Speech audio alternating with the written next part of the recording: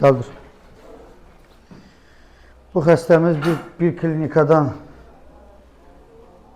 amputasiya əməliyyatı təklif eləmişdilər. Barmaqları kəsmək. Oradan qaçıb gəlmişdi bura. Lazım